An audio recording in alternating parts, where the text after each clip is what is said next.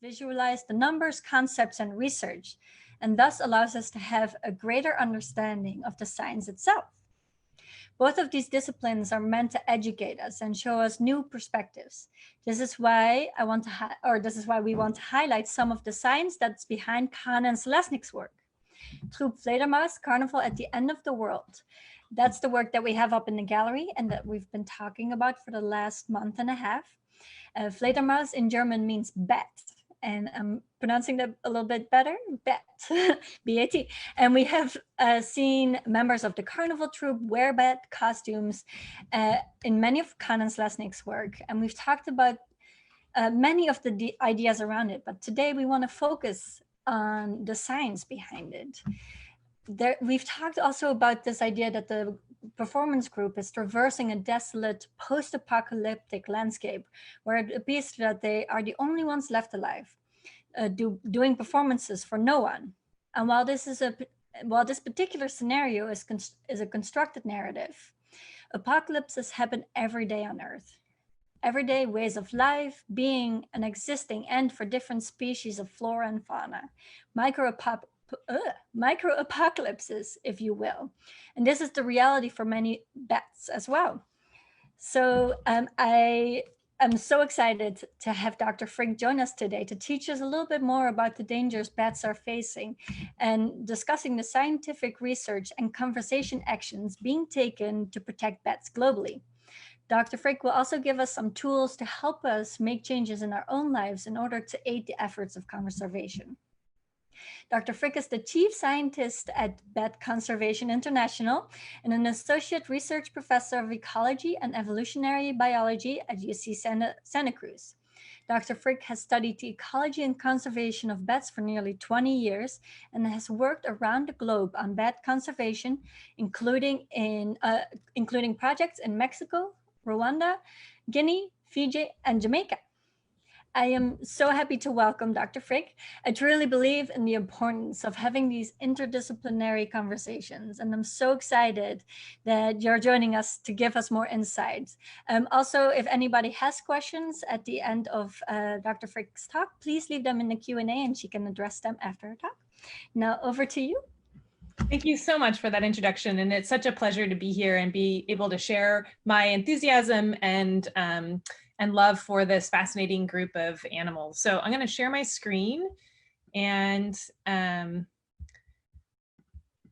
we will sort of jump in here. So I'm going to be talking today about bats and the efforts that we are making at Bat Conservation International to save bat species around the world. Bats are a fascinating group of organisms, and a lot of people don't realize just how many different bat species there are. Bats make up almost 20% of all of the mammal species that we know about across the globe, and there's over 1,400 different species found around the world now, and that number keeps increasing every year as we discover new species.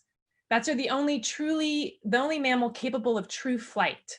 And this ability to fly means that they have been able to spread to all and exist on all different continents across the world. So that ability to fly means that you can get to islands and you can get to new places and be a diverse group of organisms. So bats are found on all continents except for Antarctica.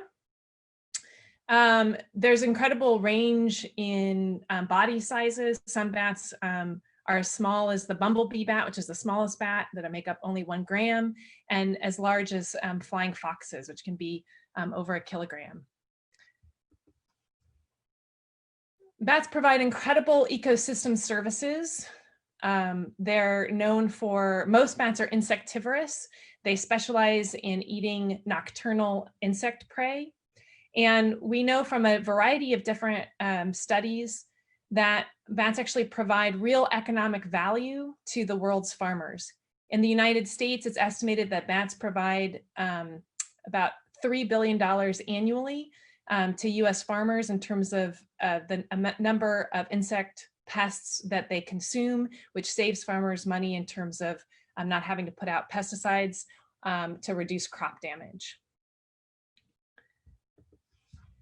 In tropical areas, bats are incredibly important for tropical forests because they're important seed dispersers, and they also pollinate plants. So around the world, bats are either disperse seeds or pollinate plants to over 1,000 different tropical plants.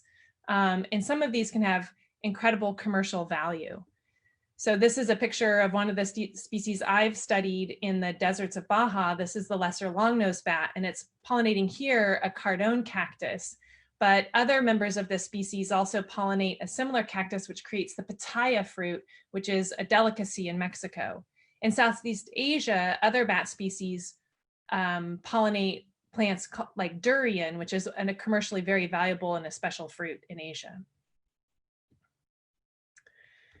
So in addition to these critical ecosystem roles and services that bats provide of crop pest predation, seed dispersal, and pollinating plants, I like to argue that bats have intrinsic value. They're part of the important mammalian diversity around this world, and they're also just really cool. This is my favorite bat. This is a pallid bat shown here with a scorpion in its mouth. And the fact that this species can eat scorpions and is immune to scorpion venom is, one of those indicators of just how cool bats are, but also that they have kind of superpowers and are able to, in studying those superpowers, may lead us to new insights and discoveries to help people.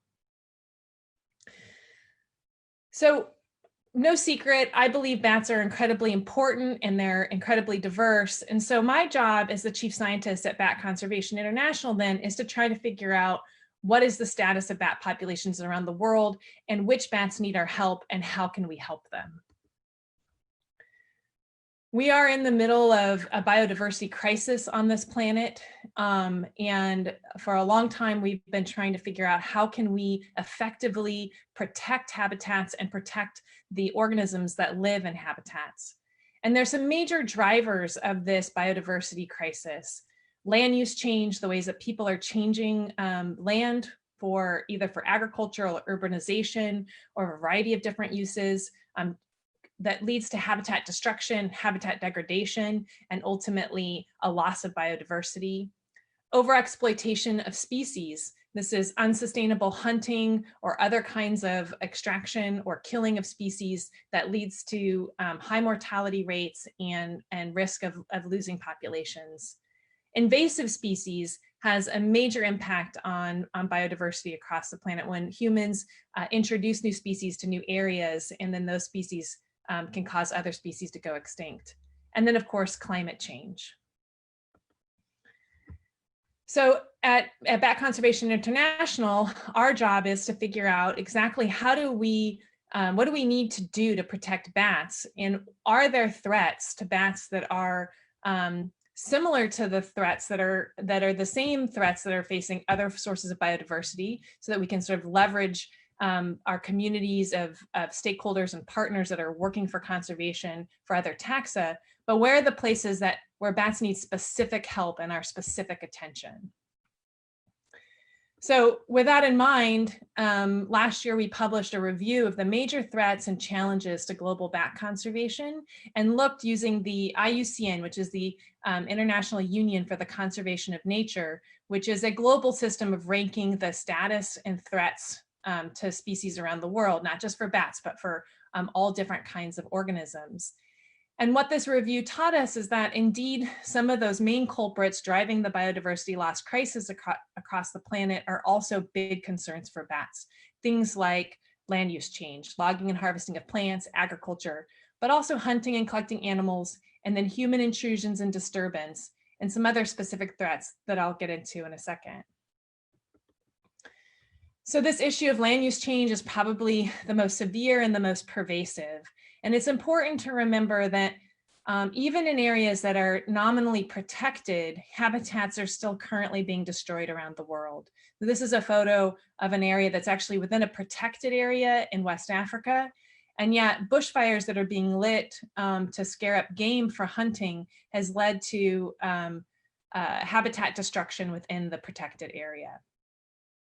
I'll also note here that although iconically we think about bats roosting in caves, and indeed 40% of bat species around the world rely on caves, that forests are probably primarily the most important habitat for bats globally. Many species live in forests, roost in trees, don't actually even need caves, but even those species that do live in caves need a place to forage, and forests predominantly are those places. Many cultures around the world eat bats. Bats are an important source of protein for many cultures, as well as a cultural delicacy in some areas. Primarily, bat hunting is conducted in many Asian countries and in selected parts of Africa, such as West Africa. About 167 different bat species are known to be hunted for food. That's about 13% of species, and about half of the old world fruit bats in the family Pteropidae. These bats tend to be larger bodied and have more meat on them, and also roost out in trees and are easy targets for hunting. A threat that is really specific to bats is this threat of human intrusions and disturbance. So for bat species that do rely on caves, humans going into those habitats, especially in times in which bats are having their pups, can be very disturbing or can disrupt the colony and cause a big problem. I mean, here on the left, this is a bit of an extreme photo, but this is a cave that used to be home to a critically endangered bat in Jamaica and is now a site for a popular rave. Now, obviously, a picture like this now seems outdated because hopefully nobody around the world right now is packed that closely together. But it demonstrates that that these habitats, obviously, if you're having a social party in a cave like that, it's no longer good bat habitat. And on the right is a photo of guano harvesting happening in Asia. And guano harvesting, bat guano is important fertilizer for many communities, but if it is harvested at the wrong times of year and not according to guidelines that are sustainable with bat populations, it can be heavily disruptive and a source of disturbance. Closer to home, one of the major wildlife crises here in North America has been Whitenose syndrome, which is a disease that is caused by a fungal pathogen. So this is a fungus that is actually widespread in Europe and temperate Asia, but got introduced into North America just over a decade ago in upstate New York. And the bats here in North America become infected with the fungus when they go to their caves and mines to hibernate over winter. And as you can see on the photo on the left, the fungus invades the skin tissues of the bats, and that causes them to wake up from their winter hibernation and burn through their fat reserves and starve to death before spring. It's estimated that millions of bats here in North America have died at this point from Whitenose syndrome.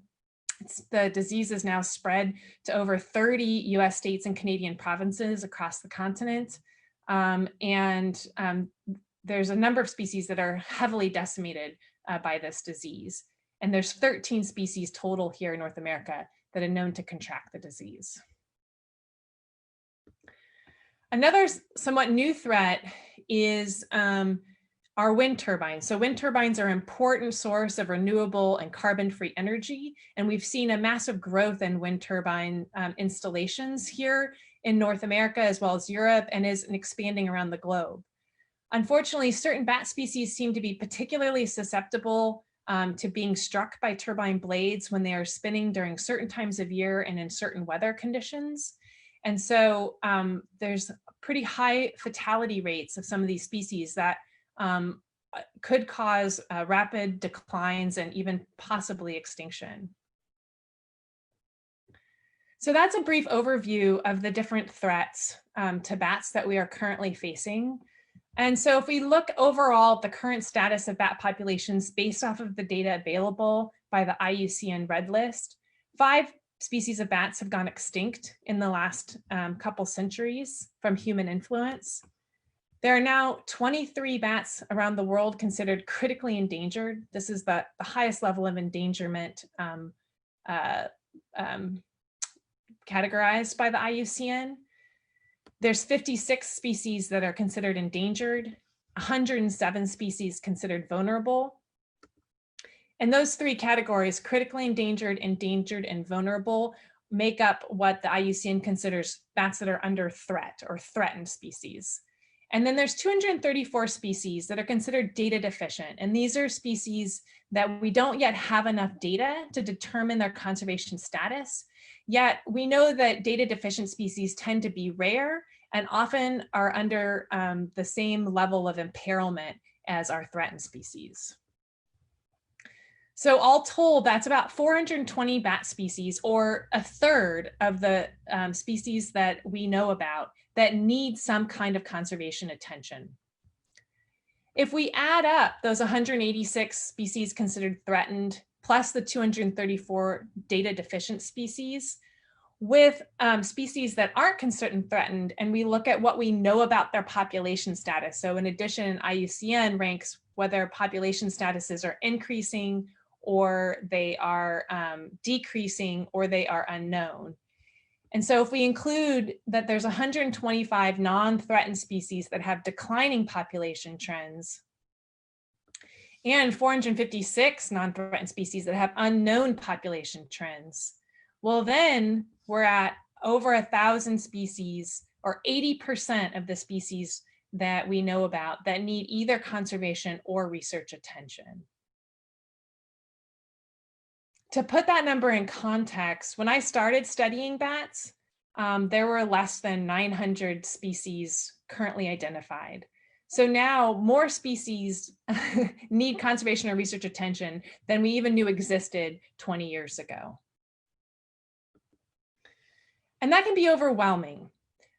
And so we must ask ourselves this question: what can we do? There are a lot of species out there that need our help, and they need it now. Well, that's what my job is all about. And so we have come up with a prioritization criteria rubric. It's easy to get overwhelmed, but that actually doesn't end up in being very helpful. And so we had to sort of decide how to take action, and where to take action, and when to take action. So the first axis of this prioritization rubric is focused on vulnerability, identifying the species of the habitats that are most in need of conservation action. But hopefully, if you've just been listening, I've convinced you that that's not a particularly useful tool for prioritization, because there's more species than we could possibly get to in our lifetimes.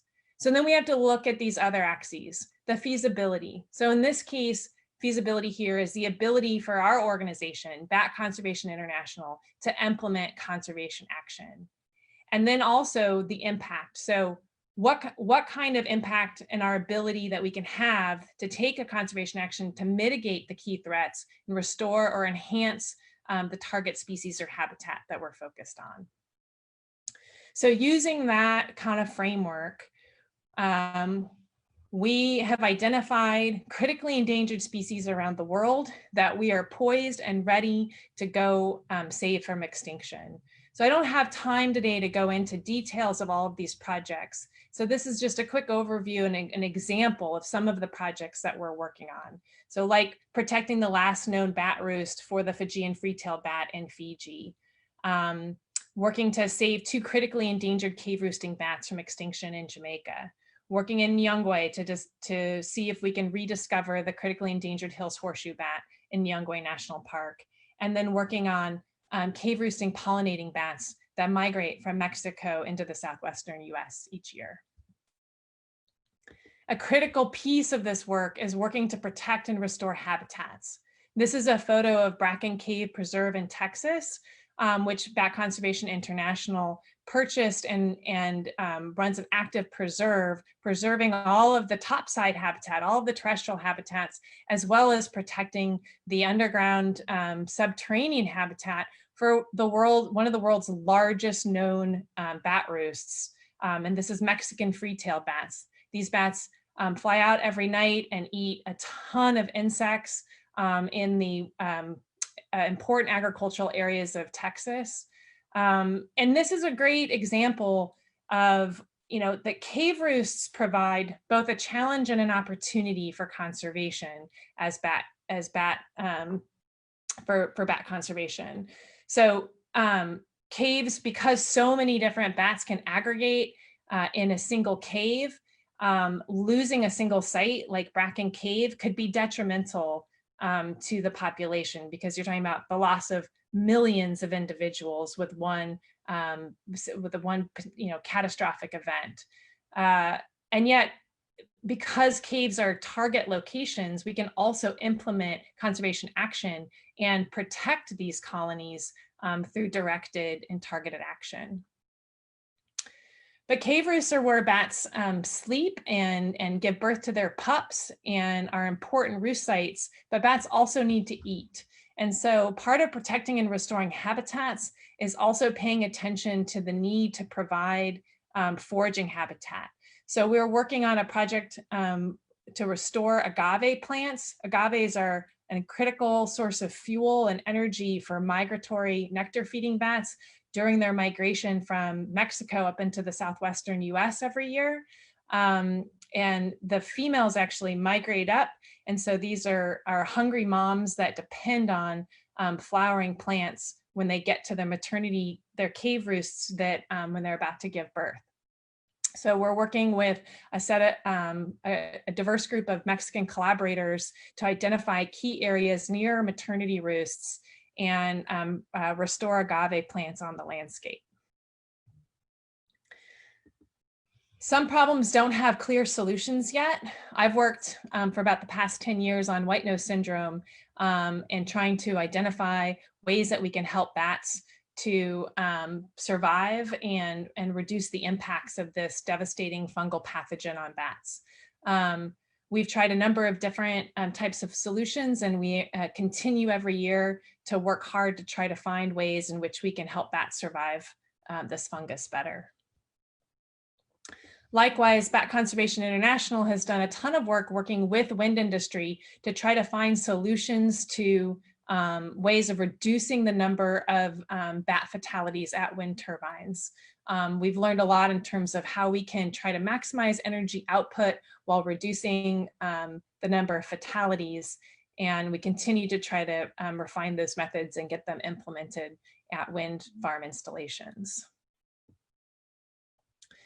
Lastly, I just want to point out that part of conservation, people are an incredibly important part of the conservation solution.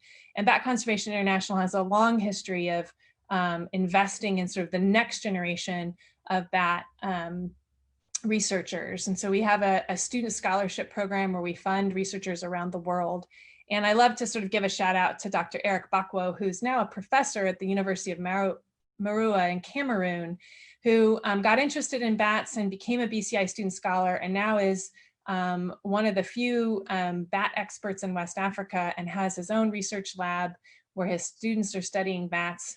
And he and now some of his students have become BCI student scholars. And so growing local capacity for people to be doing research around the world is one of the ways in which science helps conservation grow.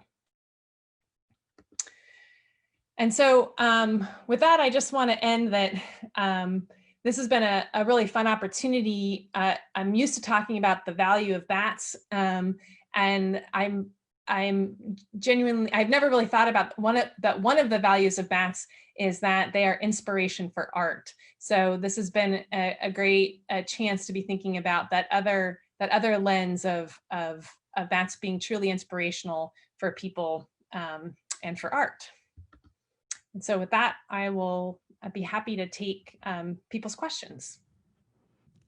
Thank you so much, Dr. Frick. That was enlightening in so many different ways, and really important to have that conversation, especially you know, considering the artists are talking about it, the immediacy of us needing to do something, and you know, to help conservation efforts. And I'm going to start out with a question that is maybe going to be a little bit complicated to ask, but I think this is one of the things that I come across a lot when I think about my personal efforts to make or to help in conservation and make smart choices, that it's really easy for us in the United States to change our habit because we have a lot of our resources so readily available, but a lot of countries, they're still in some ways surviving, right? They're still working and specific, or maybe you can answer for the specifically the guavo harvesting. How do you approach conservation efforts when it's specifically with a group that is really in need of the resources that the bats are providing? And how do you approach something like that? Yeah, that's a great question. And so actually the IUCN has actually published sustainable guano harvesting guidelines. So it is possible to be able to use this valuable natural resource for fertilizer in ways that are both safe for the bats and safe for people. An important thing to remember is that bat roosts can it's important for people to be wearing proper protective equipment when they go into bat roost because of the large piles of guano. In some places, there's a fungus that causes a disease called histoplasmosis. And so it's an important thing for both human health and safety as well as bat health and safety that guano harvesting be conducted in ways that are safe for the bats and safe for people. But the critical thing is for communities to be sort of organized and be able to conduct it at certain times of year in which it'll be least disruptive and not when bats have pups, and not have lots of frequent trips of different groups going in causing continual disruption. So I think there are ways in which that can be accomplished that are sustainable, and but it will take some effort on community coordination and communication, and yeah, I mean, it's such a complicated question. I think that's one of the big things with human rights and animal rights, and kind of balancing those when their survival is at stake, right? So we have a question from Jennifer saying, I thought bats have great radar, sonar. What has them not be able to avoid the wind turbines? Yeah, that's a great question. They do. That's one of bats' superpowers, is that they have, they use echolocation. There's there's quite a bit of research ongoing in terms of why exactly the bats are vulnerable to strikes, but the wind turbine blades are spinning really rapidly, and bats seem to almost be attracted to them, but those mechanisms of attraction are still not totally understood. And also their echolocation is really designed to be able to pick insects out of the night sky, not to be able to detect spinning blades that are a totally novel type of experience on the landscape. All right. Thank you. And Jennifer also makes a statement, speaking of art, the photo behind you looks like a Pollock at a glance, which is something we talked about as well, that it looked like an abstract painting, but it's bats. Yeah. Yeah. So the next question I have for you is, so we are all familiar with palm oil and kind of the problematic things about that. What are some of the products that we should avoid in our daily lives in order to help conservation efforts? Oh, well, I'm not necessarily an expert on I don't know. Yeah, palm oil is obviously like sort of on the top of the list, but I'm not sure I can speak specifically to what the sort of do's and don'ts are in your own diet relative to conservation efforts. So I'll pass on that one. Okay, good. But do you think this information? So we will share or Victor already shared the website for the Bats Conservation International, and that also has a ton of information if you want to look up more. So what are some other ways that we can get involved and support conservation efforts? Well, I mean, one way is that Bat Conservation International is a member-based organization, and our work around the world is supported by members and donors. So I encourage everybody to become a member of Bat Conservation International, and members, once we all can travel and do normal things again, members can come and visit our Bracken Cave Preserve, which is an amazing experience to see bats, see the bats fly out of the cave. But, you know, I think all the things that we can encourage folks to do to be, you know, part of global solutions for climate change end up helping bats. So, you know, they're, you know, all the advice in terms of, you know, living a green lifestyle end up helping bats, because that helps us protect habitats and also reducing our overall impact on the planet. Right now, given everything that's happening with the coronavirus pandemic and the fact that bats are associated somewhat in that because some bats carry viruses that are closely related to the SARS-CoV-2 virus, that it's really important to be spreading positive messaging about bats and reminding people what an incredibly diverse and interesting and important group of organisms bats are. And sharing good news and positive news, and not contributing to sort of negative messaging and scapegoating. So those are at the top of my list these days. Have you noticed a lot of bad results from the negative press around bats right now during our current times? There's been there's definitely some reports that sort of trickle up in terms of, you know, mostly around misinformation, of people being confused or misinformed that bats pose some risk. So it's important to underscore that, you know, you cannot catch COVID from a bat. COVID is a human disease. The virus is infecting humans and can be transmitted human to human, and you can't catch it from a bat. We're still under scientific investigation as to exactly how the virus that's causing the COVID pandemic got into the human population. And that's important work to study so that we have a better understanding of how to reduce these, what we call spillover events, when a virus that's naturally in some wildlife population gets into the human population. But what we do know is that habitat destruction and exploitation of species tend to increase the risk of those spillover events happening. And so conservation is really part of the solution. Protecting wildlife, protecting their habitats is a way in which we're gonna help solve these prevent these kinds of things in the future. And then once the virus gets into the human population, then it's really a global health emergency and response strategy to solve it. And going out and destroying habitats and destroying wildlife, and it makes matters worse, not better. Yeah, thank you. I think, you know, that is a really important message, and one of the important reasons that we need, you know, these conversations in our life, both through art and science, to understand it from so many levels. I think art allows us to create human connections to these narratives, and then the science part makes us understand the severity. And, you know, I really appreciate that you joined us today to tell us more. I think it's very, very important, and to learn more too about, you know, the facts and fiction about what is happening now, and to spread the positive message about bats. I have a really close friend who loves bats, so they're easy to love. There.